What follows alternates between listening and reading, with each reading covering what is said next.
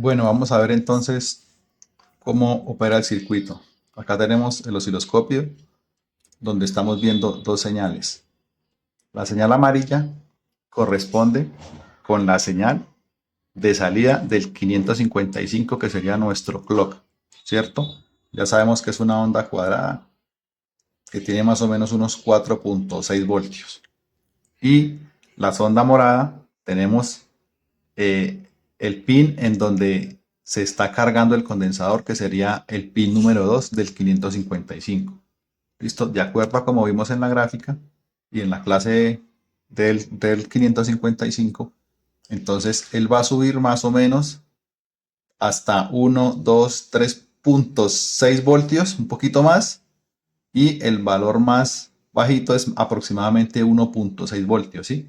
Como les decía, entonces, pues ese es como se ve la gráfica de la carga y descarga del condensador.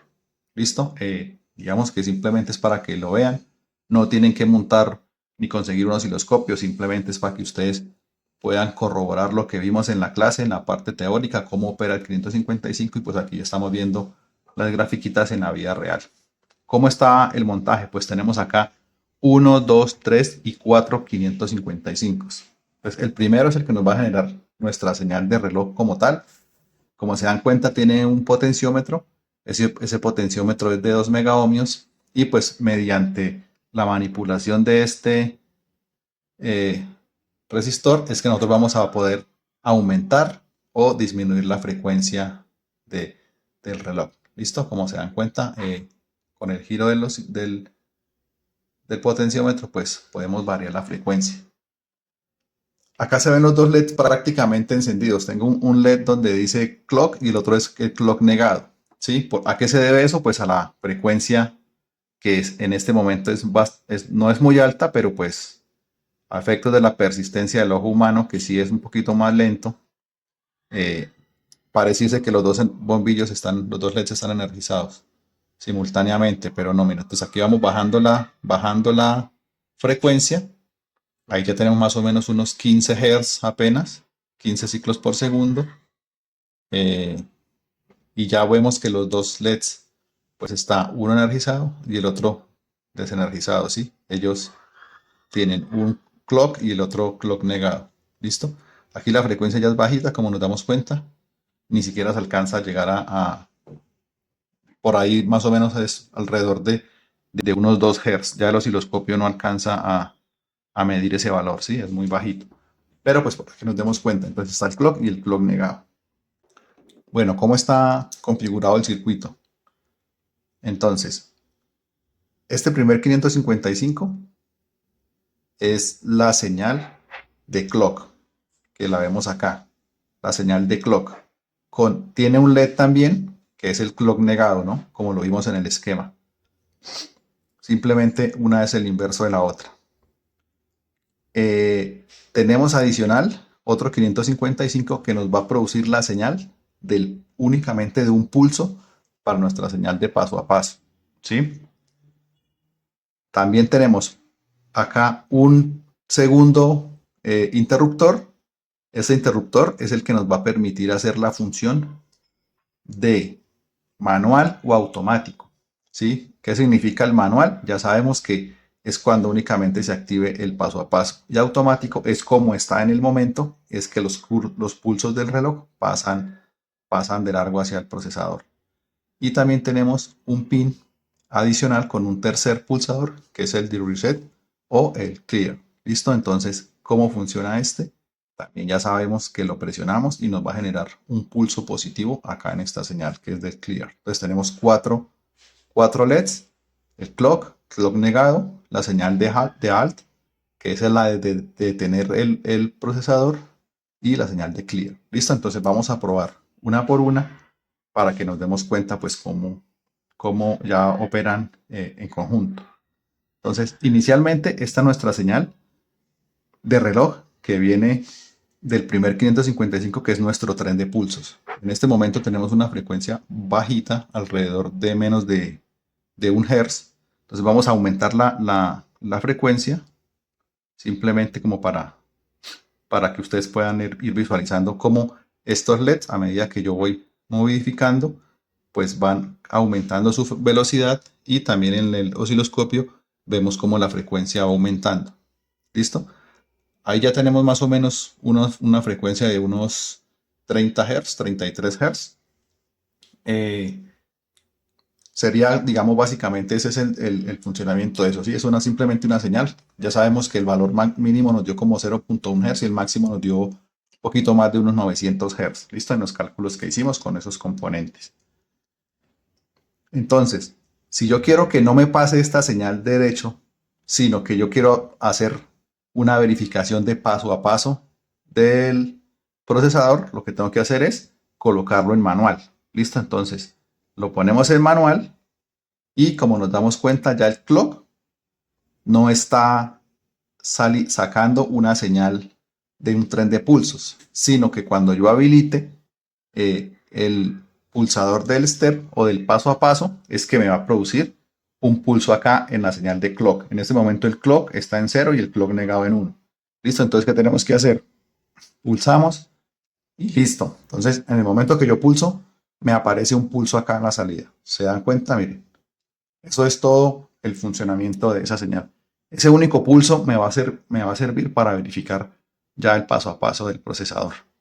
Eso no es, digamos, no es más. Ya sabemos que estas dos señales vienen de cada uno de los 555 y pasan aquí a este circuito que tenemos en la parte de abajo, que es el multiplexor, ¿sí? Entonces, él es el que finalmente determina cuál es la señal que va a pasar y que vamos a poder ver acá en la salida. Listo, volvamos a dejarlo a modo automático. Ahí tenemos pues nuevamente bajémosle un poquito la frecuencia. Ahí tenemos nuevamente nuestro tren de pulsos. Y lo que podemos hacer también es activar nuestra señal de reset. ¿Listo? Entonces cuando yo la active, esta señal de clear que está apagada, pues simplemente se va a poner en 1. ¿Sí? Va a ser únicamente un pulso también. Entonces no es más. ¿Se dan cuenta? Entonces es un pulso limpio. ¿Listo? Y finalmente nos quedaría nuestra señal de alt. Entonces acá le tengo un cable para probarla.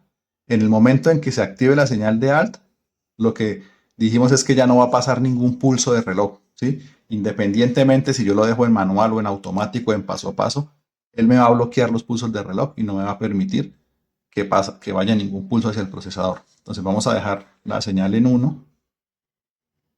Efectivamente, nuestra señal alt se activó y nuestra señal de clock quedó en 0. Entonces, si yo le doy acá paso a paso, él no me va a generar ningún pulso. ¿Se dan cuenta? Si lo paso aquí a manual o automático, tampoco él me va a permitir que ningún pulso pase hacia el procesador. La única señal que se va a activar pues es el reset. ¿Por qué? Porque ella es independiente, ¿sí? No tiene nada que ver con esta señal de alt. Esos son los pulsos que van hacia el procesador. ¿Listo? Entonces, ahí con eso ya queda verificado. Y muchas gracias por ver el video. Compartan y vamos a pasar al siguiente video para mostrarles entonces lo que es el Program Counter. ¿Listo? Bueno, antes de finalizar el video, recordé que les voy a mostrar el tema del circuito que vimos de antirrebote. ¿Listo? Entonces, preparé acá el osciloscopio para tomar un pulso y medir el efecto del rebote. ¿Listo? Entonces, cuando yo pulse aquí la señal paso a paso, estoy tomando la señal directamente del pulsador para que vean mecánicamente cómo es que se afecta el pulso. ¿Listo? Y cómo se ve la señal entonces ahí en el osciloscopio. Entonces, como ustedes se dan cuenta, ese pulso me está produciendo un pulso que baja, sube y ruido. ¿Se dan cuenta? Entonces, esas son las desventajas. Vamos a mirar más o menos cuánto dura ese ruido. Digamos que hasta por acá más o menos creo que puede estar afectando. Movamos las ventanitas para medir el tiempo. Más o menos esta es la ventana. Listo, entonces como se dan cuenta, estamos hablando aproximadamente de 1.8 milisegundos lo que dura en hacer contacto y vamos a tener una señal de ruido. Listo, entonces la función de este flip-flop tipo D, ya como se dieron cuenta, es simplemente que me produzca un pulso negativo normal o un pulso negativo único, ¿sí? Independientemente de todo este ruido que yo estoy teniendo con las señales mecánicas, listo, a lo que yo pulso el interruptor. Digamos que podemos hacer ahí varios ejercicios simplemente como para mirar. Cada vez que se presiona, pues vamos a tener un nivel de ruido distinto, pero como se dan cuenta, ese ruido siempre va a existir, ¿sí? Se debe a la, simplemente al contacto mecánico que hay en el interruptor.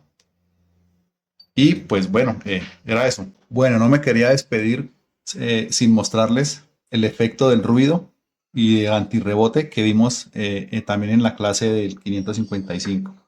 Entonces preparé el osciloscopio para tomar un pulso de esta señal del paso a paso de ese interruptor y coloqué las dos ondas, una para mirar el pulso mecánico como tal, que sería la señal morada, y la otra que sería la señal amarilla, que es la que nos va a mostrar la salida real del circuito, ¿listo? O sea, el pulso que nos debe generar en la salida cuando yo presione acá el paso a paso.